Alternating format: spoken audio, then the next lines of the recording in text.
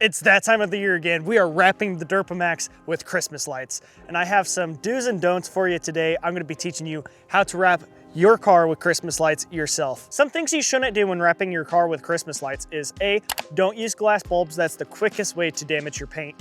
2, you shouldn't use duct tape or any tape that's super sticky and will damage your paint.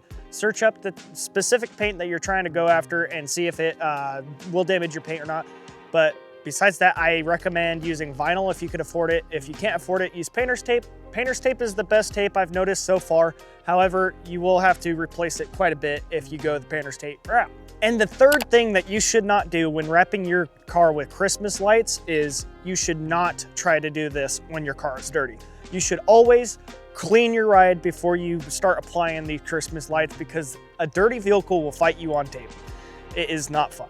One of my other big recommendations is I like to do the important areas with the lights first. So I'll show you what that looks like in a bit.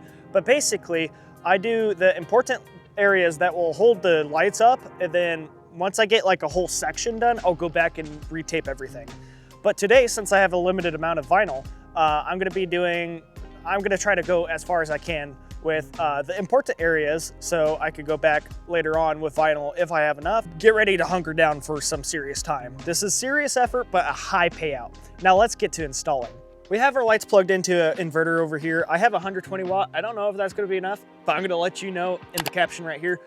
So last year I snaked out the lights through the top of the door, but this year I'm going through the bottom of the door.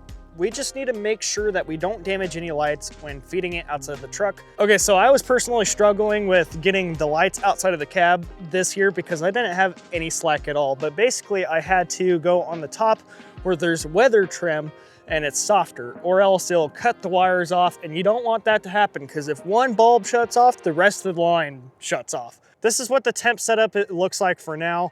I'm gonna go back through and duct tape that inverter right there, but they're finally not shutting off when the door's closed, and that's what we were looking for. If you're using vinyl like me, I highly recommend using painter's tape first and go through this section really quickly, because if you're doing vinyl by yourself, it's very tedious and very hard to do so, because not only do you have to hold the Christmas lights up, you gotta apply the vinyl, and then you gotta reach down and get your heat gun.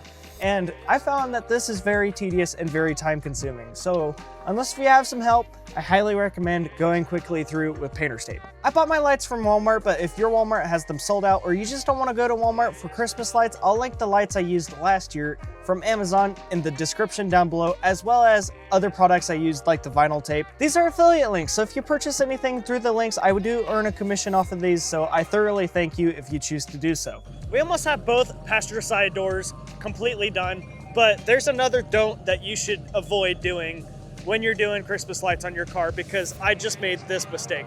I left the truck off a little too long with the lights on, and that killed my battery. So I had to make a field trip real quick to get a jumper cable to jump the truck, but now we're good.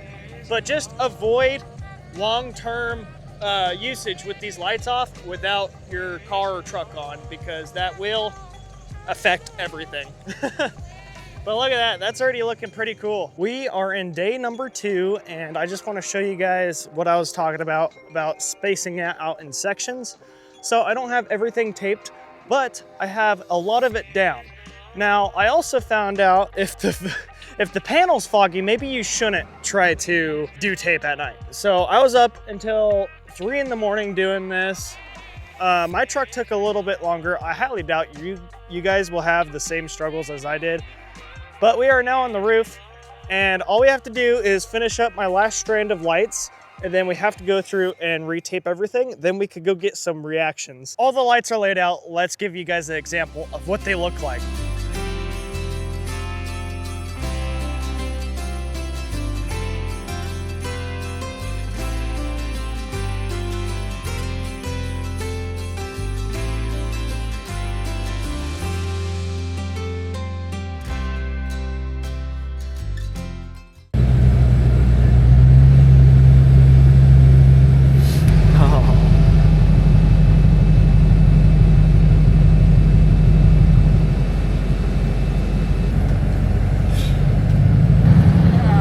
Thank you. Yeah, man. Howdy, y'all. You want to check out the truck? Feel free. Oh, I appreciate that. No. I used painter's tape and automotive vinyl. Yeah. There's 2,400 lights on there.